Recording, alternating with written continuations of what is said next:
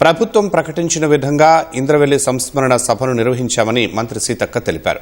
ఆదిలాబాద్ జిల్లా ఇంద్రవెల్లి అమరుల స్తూపానికి మంత్రి సీతక్క పూజలు నిర్వహించారు. 43 ఏళ్ల కిందట పోలీస్ కాల్పుల ఘటనను గుర్తు చేసుకున్నారు. అనంతరం ఏర్పాటు చేసిన సభలో సీతక్క ప్రసంగించారు. అమరవీరుల కుటుంబాలకు ప్రభుత్వం హామీ ఇచ్చిన విధంగా అన్ని విధాలా ఆర్థిక ఉపాధి అవకాశాలు కల్పిస్తున్నామని మంత్రి వెల్లడించారు. అందరి డిమాండ్ మరి ఇంకా చాలా మంది చనిపోయినటువంటి వాళ్ళ యొక్క వివరాలు మనకు బయటికి రాలేదని చెప్తా ఉన్నారు.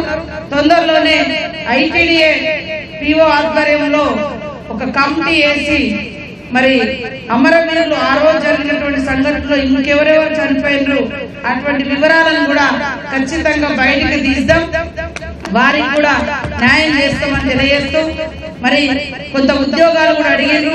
తప్పకుండా ఇప్పుడు గుర్తించినటువంటి వారి కుటుంబాలలో వాళ్ళ క్వాలిఫికేషన్స్ ఏమేమి ఉన్నాయి ఒకసారి పిఓ గారు ఎమ్మెల్యే గారు ఆ లిస్ట్ ఇస్తే వీలైనంత వరకు ఐటీడీఏలో కానీ నా దగ్గర ఉన్న మరి women and child department anganwadis లో కానీ ఇతరత్ర కానీ ఖచ్చితంగా ఉద్యోగ అవకాశాలు కల్పించేందుకు చొరవ తీసుకుంటామని తెలియజేయడం జరుగుతా ఉంది.